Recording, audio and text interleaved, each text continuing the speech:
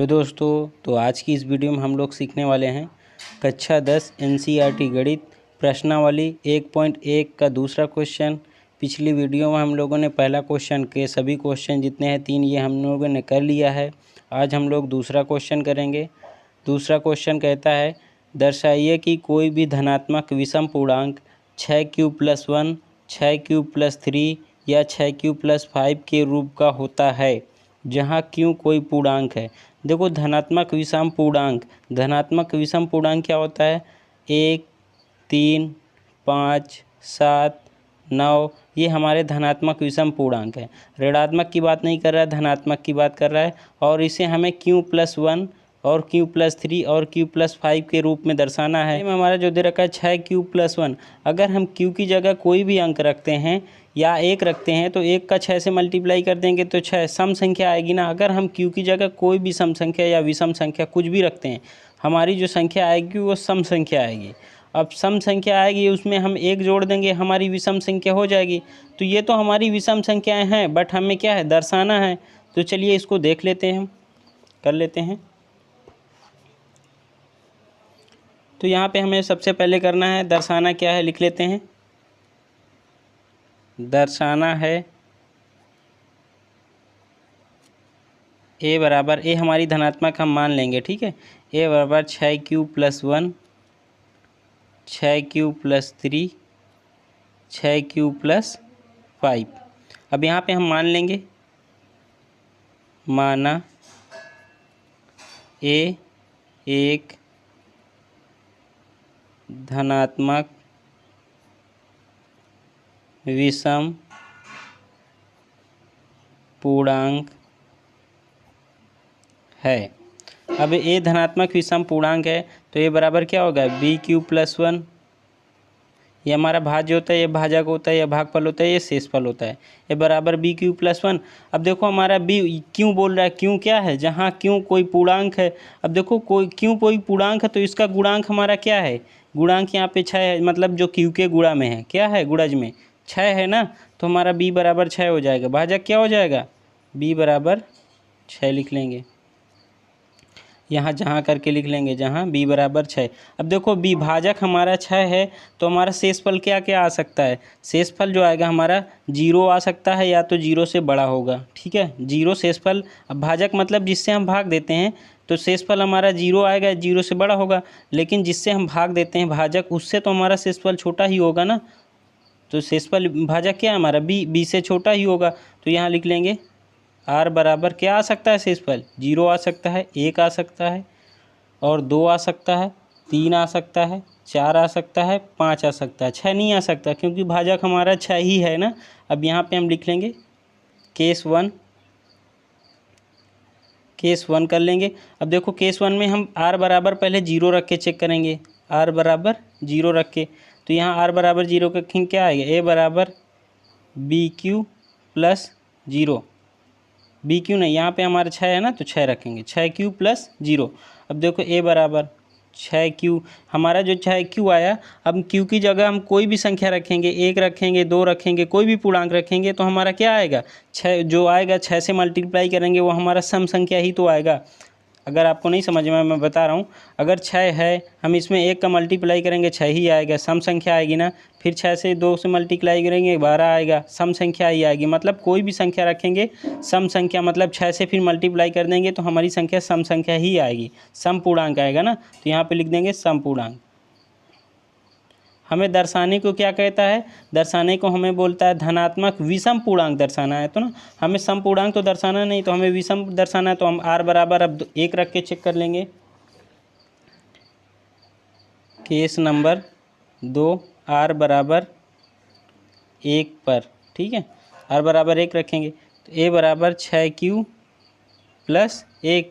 अब देखो एक की जगह हम q की जगह कुछ भी रखेंगे, 1 रखेंगे, 2 रखेंगे, इतना तो हमारा सम है ना।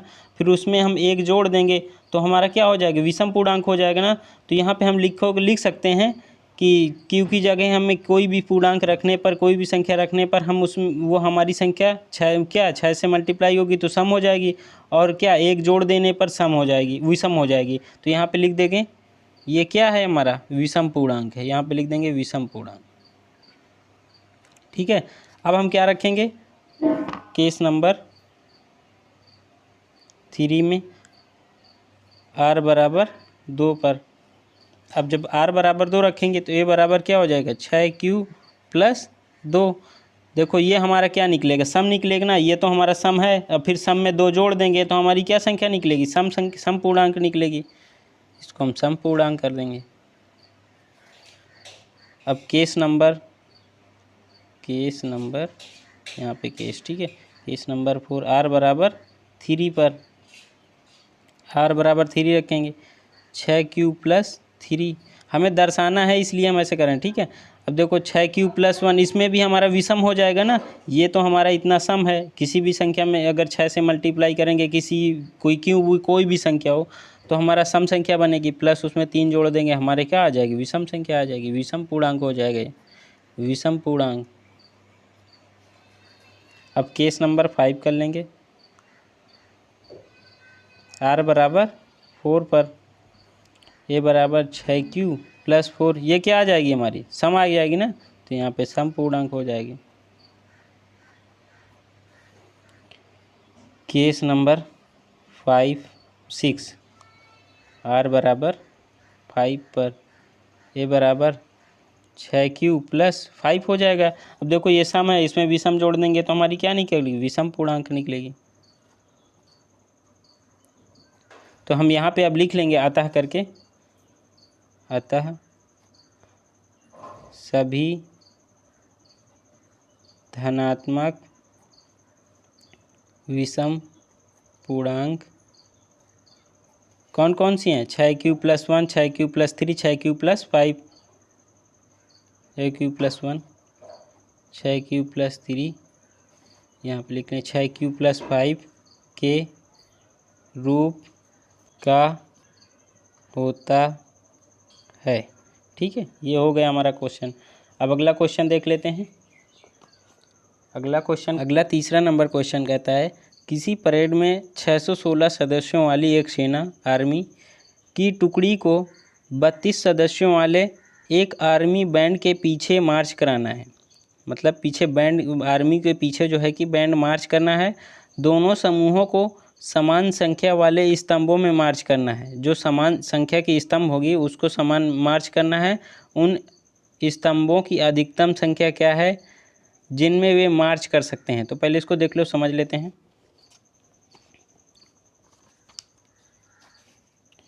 ये हमारे जैसे मान लिए 32 स्तंभ हैं, ठीक है, ये स्तंभ हैं 32। अब हमारी ये, इसको हम स्तंभ बोलते हैं, ठीक है, स्तंभ हो गए, और पड़ी लाइन को हम पंक्ति कहते हैं। जो 32 सदस्यों वाली सेना है वो आगे है, और हमें 616 सदस्यों वाली सेना जो है वो पीछे चल रही। तो ये हमें स्तंभों की संख्या समान रखनी है।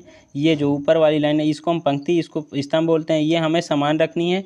और हमें इन दोनों में भी, इसमें जो समान होनी चाहिए इसमें भी समान होनी चाहिए। तो अब देखो इसमें बोल रहा है अधिकतम से अधिकतम संख्या। अधिकतम से अधिकतम जब कहीं कहे तो हमें SCF सोच लेना है। SCF मतलब मासा लेने को बोल रहा है, ठीक है। तो हम इसका SCF मासा ले लेंगे। कितना है देख लेते हैं इसको। 3 नंबर क्वेश्चन लिख लेते हैं, स्तंभों की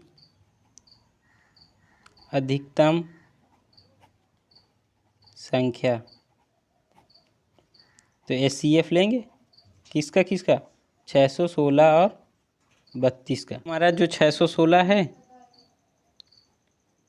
वो 32 से तो बड़ा है ना, तो हमारा इसमें A क्या हो जाएगा, ये 616 हो जाएगा, और B क्या हो जाएगा, B हमारा 32 हो जाएगा। तो यहाँ पे अब हम लिख लेते हैं, यूक्लिड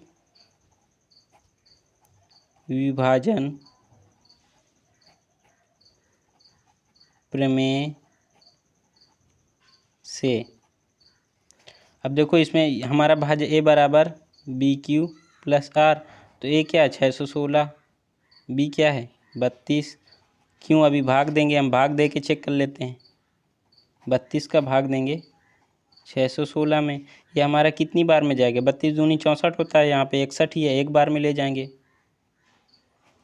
ये 11 हो जाएगा, 11 से 2 घटाएंगे 9 आएगा। यहाँ 5 बचेगा, 5 से 3 घटाएंगे क्या आएगा, 2 आएगा। अब देखो अभी हमारी एक संख्या और है यहाँ पे ना, तो अब इसको हम भाजक नहीं मानेंगे। जब तक यहाँ से पूरी संख्या हम भाज्य से ख़त्म नहीं कर देते तब तक हम अगला भाजक नहीं मानते हैं। तो यहाँ पे हम 6 भी ले लेंगे। अब देखो इसको चेक करते हैं, 32 और 296 कितनी बार जाता है। ये हमारा जाएगा 32 दहम 320 होता है, तो ये 300 के समथिंग है, फिर भी कम है, तो ये हमारा 9 बार में ले जाएंगे। 9 बार में जाएगा, 9 दूनी 18 हो जाएगा, 1 हासिल 9 त्रिक 27, 1 28 आ जाएगा। इसको घटाएंगे 16 में से 8 गए, 8 आ जाएगा। ये हमारा 8 बचेगा, 0 आ जाएगा, ये भी 0, तो हमारा 8 क्या आएगा भाजक। ये हमारा शेषफल 8 आया। अब ये हमारा क्या बन जाएगा, भाजक बन जाएगा, क्योंकि अभी शेषफल 0 नहीं आया। जब तक 0 शेषफल आता नहीं हम भाग देते रहते हैं। तो यहाँ 8 हमारा भाजक हो गया। भागफल अब क्या होगा, पिछला भाजक जो होगा, पिछला भाजक क्या है हमारा 32 है। अब ये 32 हमारा भाजक हो जाएगा, 32 में देंगे भाग, 32 हमारा भाज्य हो जाएगा। 8 चौक 32 कट गया। अब देखो हमारा इसमें शेषफल को 0 आ गया ना, तो अब आगे हमें देना ही नहीं भाग। तो देखो हमारा भाजक क्या है, भाजक हमारा 8 है। तो यहाँ पे हम लिख लेंगे, पहले में देखते हैं। जब हम 32 में 616 भाज्य था, हमारा भाजक 32 था, तो हमारा भागफल क्या आया था, भागफल 19 आया था। शेषफल क्या आया था, शेषफल हमारा 8 आया था। और जब हम 8 हमारा 32 हमारा भाज्य था, तो हमारा 8 भाजक था, और उससे हमारा भागफल क्या आया, 4 आया। शेषफल क्या आया, 0 आया। तो देखो अब यहाँ पे हम लिख लेंगे, हमारा जब शेषफल 0 आ गया, तो हमारा इसमें देखो भाजक क्या है, शेषफल 0 आने से पहले हमारा भाजक क्या है, शेषफल जब 0 आया हमारा भाजक क्या है, 8 है ना। तो यहाँ पे HCF क्या हो जाएगा, HCF 8 हो जाएगा। जब शेषफल 0 आता है, जिस संख्या से हम भाग देते हैं और शेषफल हमारा 0 आ जाता है, वही हमारा भाजक होता है। तो यहाँ पे 8 से भाग दिया और शेषफल हमारा 0 आ गया, तो भाजक हमारा क्या हुआ, फल 8 हुआ।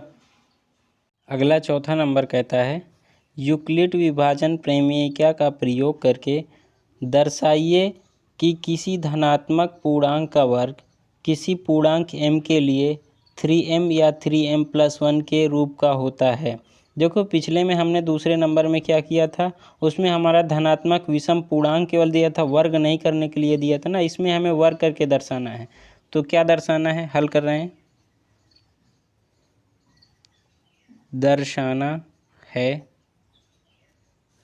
a² बराबर, वर्ग का दर्शाना है ना, तो a² बराबर 3m या, ठीक है, 3m+1, यही दर्शाना है ना। तो अब यहाँ पे हम मान लेंगे, माना a कोई धनात्मक पूर्णांक, विषम तो है नहीं, पूर्णांक है। अब जहाँ a बराबर हमारा, a बराबर क्या है, BQ+R। अब देखो यहाँ जाने, यहाँ जहाँ बराबर, अब यहाँ लिख लेंगे, जहाँ a हमारा क्या, यहाँ पे b हमारा भाजक क्या है। अब आप बताओ इसमें किसके पूर्णांक के लिए बोल रहा है, जिसके पूर्णांक के लिए बोल रहा है वही पूर्णांक किसके, m के लिए बोल रहा है ना। तो m का गुणांक क्या है, यहाँ पे m का गुणांक 3 है ना, m का गुणांक, ये m के गुणांक मतलब उसके जो गुणज में हो। तो यहाँ पे हमारा b क्या हो जाएगा, b बराबर 3 हो जाएगा। अब जब भाजक हमारा 3 हो जाएगा, तो शेषफल हमारा क्या क्या आ सकता है, शेषफल हमारा 0 से तो बड़ा आएगा और 0 के बराबर आएगा। मतलब जिस संख्या से हम भाग देते हैं, तो शेषफल हमारा क्या क्या आ सकता है, 0 आ सकता है, या जिससे भाग देते हैं उससे कम रहेगा। तो हमारा भाजक क्या है, 3, 3 से कम ही रहेगा ना, 3, ठीक है। तो अब हम यहाँ पे फर्स्ट केस लिख लेते हैं, यूक्लिड विभाजन प्रमेय से। अब केस फर्स्ट कर लेते हैं, केस फर्स्ट, a बराबर m+0, यहाँ r बराबर 0 कर लेंगे, ठीक है, r बराबर 0, तभी तो r बराबर 0, तो ये हमारा क्या हो जाएगा, a बराबर 3m हो जाएगा ना। अब देखो हमें स्क्वायर करने, स्क्वायर निकालना है, स्क्वायर का पूर्णांक, तो यहाँ पे हम क्या कर लेंगे, स्क्वायर करने पर, ठीक है, स्क्वायर करने पर। अब देखो इसका स्क्वायर करेंगे, a² हो जाएगा। अब इन 3m का स्क्वायर करेंगे, यहाँ पे कर लेते हैं, अच्छा 3m का स्क्वायर, a बराबर क्या हो जाएगा, 9m² आ जाएगा, है ना। देखो अब हम इसको 3m के रूप में बनाना है, तो हम 3m को रूप में कैसे बनाएंगे, 3 का मल्टीप्लाई करेंगे और इसको हम क्या बनाएंगे, 3m² कर देंगे, स्क्वायर कर दिए ना, 3m², इसको अलग कर दिए क्योंकि हमें 3m के रूप में बनाना है। तो यहाँ पे अब हम मान लेंगे, माना 3m² बराबर m, कैपिटल M कर लेंगे, ठीक है। a² बराबर 3, इसकी जगह तो हमने मान लिया है m, तो ये क्या आएगा 3² या a बराबर 3m के रूप में आ गया ना, के रूप में। समीकरण 1 कर लेंगे, ठीक है। अब r बराबर हम क्या रखेंगे, केस नंबर 2 0 रख लिया है। अब r बराबर 1 रखेंगे, ठीक है। a बराबर 3m+1, r बराबर 1 रख लिए। दोनों तरफ वर्ग करने पर, या बोल दें लिख लें वर्ग करने पर, वर्ग करने पर a², ये हमारा a+b का होल स्क्वायर है, a3m+1 का होल स्क्वायर क्या आ गया, a² 3m का स्क्वायर, मतलब ये हमारा सीधा से लिख रहे हैं 9m² आ जाएगा, ठीक है। b² मतलब 1 का स्क्वायर प्लस 2ab, 2 मतलब 3m, 2 3 6, 6m हो जाएगा ना।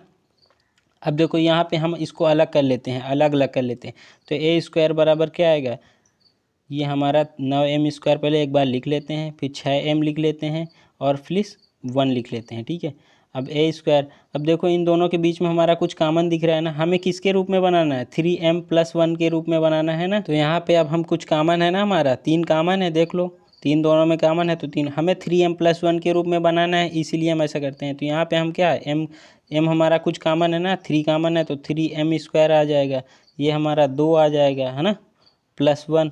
अब इसके बराबर हम मान लेंगे तो 3m+1 के रूप में बन जाएगा, तो माना 3m² + 2m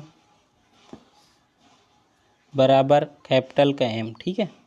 तो यहाँ हम क्या लिख सकते हैं, a² बराबर 3 कैपिटल का m, इसके पूरे m रख देंगे कैपिटल, +1, ये हमारा के रूप में आ गया ना, a² 3m+1 के रूप में। ये समीकरण 2 मान लेते हैं। अब हम r बराबर 2 रख के चेक कर लेते हैं, केस थर्ड, r बराबर 2 पर ये क्या है हमारा, a बराबर 3m+2। अब देखो इसका भी स्क्वायर करेंगे क्योंकि हमें स्क्वायर के रूप में, स्क्वायर का पूर्णांक के बारे में बोल रहा है ना, तो यहाँ पे क्या करेंगे, स्क्वायर करने पर, ठीक है, वर्ग करने पर बात वही है, ठीक है। ए का इसका पूरे का स्क्वायर करेंगे तो a² आ जाएगा, इसका स्क्वायर करेंगे क्या आएगा, 9m², b² मतलब 4 का स्क्वायर प्लस 2ab मतलब 2 3 6 दूनी 12, m लगा है m आ जाएगा। अब देखो यहाँ पे हमें इसको कुछ तोड़ना है, अलग अलग करना है, तो हम पहले लिख लेंगे 3m²। अब देखो इसको हम तोड़ेंगे, इसको हम 12 कर देंगे, 12m। अब देखो हम 4 को ऐसे तोड़ना है कि हमें किसके रूप में लाना है, 3m+1 के रूप में लाना है। तो यहाँ हमें ऐसा आ जाए कि हमें 3 भी आ जाए, लास्ट में हमारा +1 आना है। तो हमें 4 को ऐसे क्या तोड़ना है, 3 कर देंगे प्लस 1 कर देंगे। अब देखो 3 प्लस दोनों को जोड़ देंगे 4 ही आएगा। हमें इसके 3m+1 के रूप में लाना है, +1 लास्ट में लाना है, इसीलिए हम इसको पूरे को मान लेंगे तो +1 बच जाएगा, इसीलिए हम इसको तोड़ लेते हैं, ठीक है। अब यहाँ पे हम कॉमन है ना, हमारा कुछ 3 कॉमन है, तो 3m², ये हमारा आ जाएगा 3m², 3 से बाकी 4m आ जाएगा +1। अब देखो यहाँ पे हम कर लेते हैं, माना 3m + 4m, 3m² है, ठीक है, यहाँ पे स्क्वायर है, +1 बराबर कैपिटल का m मान लें। अब जब m मान लिए तो हमारा क्या बचेगा, a² बराबर 3m+1, यही बचेगा ना। तो अब यहाँ पे हम लिख लेते हैं समीकरण 1, ये समीकरण 3 है, ठीक है।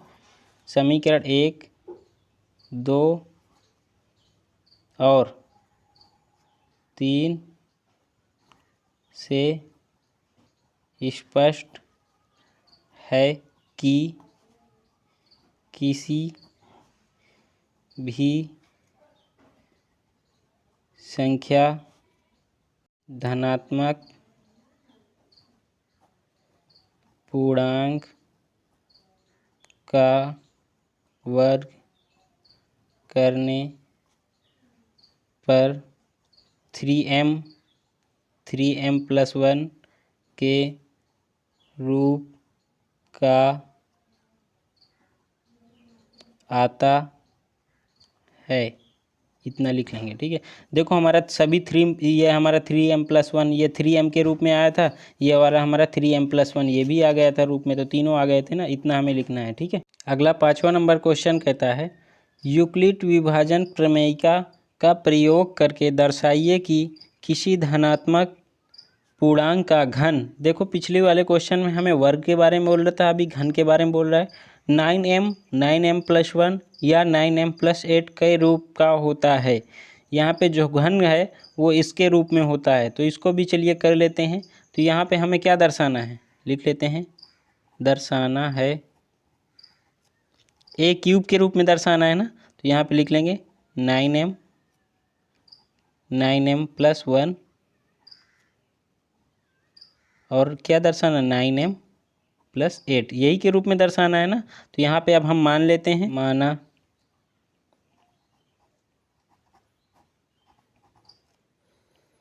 धनात्मक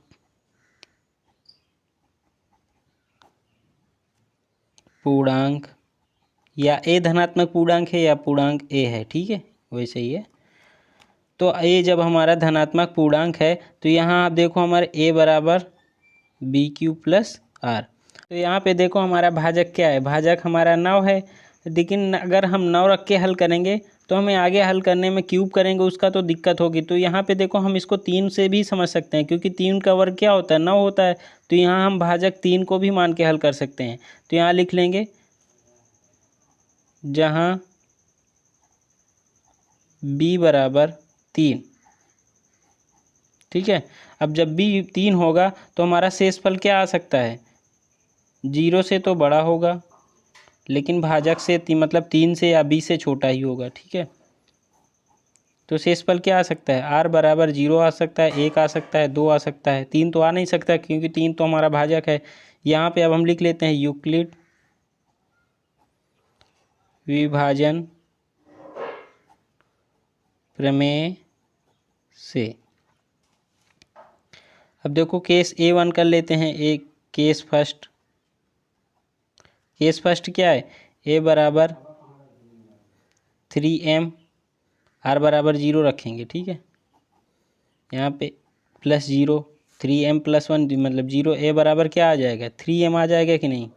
अब देखो a बराबर जब हमारा 3m आ जाएगा तो यहाँ हमें क्या करना है, घन करना है ना। घन करने पर यहाँ पे एक चीज़ और लिख सकते हैं यूक्लिड विभाजन प्रमेय से, यहाँ पे हम लिखते हैं a बराबर 3m+r, क्योंकि q तो है नहीं, यहाँ पे हमें क्या 3m+1 के रूप में लाना है। ठीक है, यहाँ पे भी इसका हम घन कर देंगे, a³ इसका कर देंगे तो ये हमारा क्या आ जाएगा 27m³, यही आ जाएगा।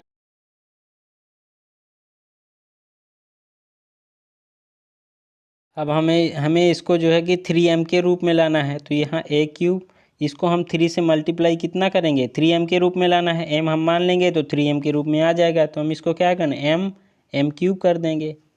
अब यहाँ पे हम माना 9m³ बराबर कैपिटल का m कर देंगे, तो यहाँ m³ हमारा 9m आ जाएगा, ये कैपिटल का आएगा। ठीक है, क्यों 9 में, क्योंकि हमें 9m के रूप में लाना है। तो यहाँ पे देखो जब हमारा 27m³ आया था तो हमें 9m के रूप में लाना, 9 को अलग कर देंगे, फिर हमारा जो बचेगा उसको हम मान लेंगे। तो यहाँ पे हमें 9m के रूप में 9 को अलग कर लिया, 3m³ बचा तो इसको हम मान लिया 3m³ बराबर कैपिटल का m मान लेंगे। ठीक है, तो चलिए अब अगला देख लेते हैं केस। अगला केस 2 r बराबर 1 पर। ठीक है, a बराबर 3m+1 कर लेंगे। अब दोनों का क्यूब करेंगे ना, तो यहाँ पे लिख लेंगे घन करने पर, क्यूब करने पर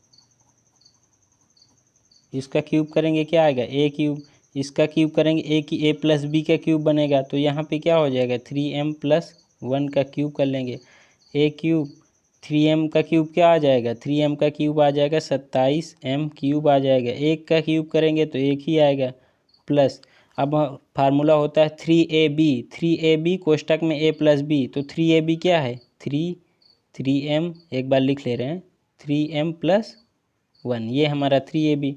अब देखो 27 का 27m³ हो जाएगा +1 हो जाएगा, इसका इसमें मल्टीप्लाई करेंगे 3 त्रिक 9m हो जाएगा, फिर इसका 9m का अंदर मल्टीप्लाई कर देंगे, क्या हो जाएगा 9 त्रिक 27 हो जाएगा, 27m² प्लस यहाँ पे 9 त्रिक 9m है, 9 का फिर 9m का 1 में करेंगे तो 9m आ जाएगा। इतना तो समझ में आया है ना। अब देखो a³ बराबर, अब इसको हमें किसके रूप में बनाना है, 3m+1 के रूप में बनाना है। तो देखो हमें +1 तो लास्ट में छोड़ देना है, तो हम जो आके लिखा उसको पहले लिख देते हैं, 27m³ plus 27m² plus 9m plus 9m+1 के रूप में लाना है, तो हम +1 को बाद में छोड़ देते हैं, ठीक है। अब देखो इसमें हम जो कॉमन आता है वो कॉमन ले लेते हैं, हमारा कुछ कॉमन है ना इसमें, पूरे में 9 कॉमन है, 9 तो कॉमन हो गया क्योंकि 9m+1 के रूप में लाना है। तो यहाँ पे अब हम देखो कॉमन क्या अंदर बचेगा, 3m³ प्लस 3m² प्लस यहाँ पे क्या बचेगा, 1 बचेगा ना, केवल m बचेगा, +1। ये जो हमारा है इसको हम मान लेंगे, माना 3m³ plus 3m² plus m बराबर कैपिटल का M, a³ बराबर ये 9m आ जाएगा +1, पेन सही से नहीं चल रहा है, ठीक है, इसलिए दिक्कत होती है। a³ बराबर ये हमारा सिद्ध हो गया ना, इसको हम समीकरण 2 कर लेते हैं, इसको समीकरण हम 1 कर लेते हैं, ठीक है। अब हमें क्या है, r बराबर 2 रखना है, केस 3rd नंबर, r बराबर 2 पर जब r बराबर 2 रखेंगे तो देखो यहाँ पे a बराबर 3m प्लस 2, इसको घन करने पर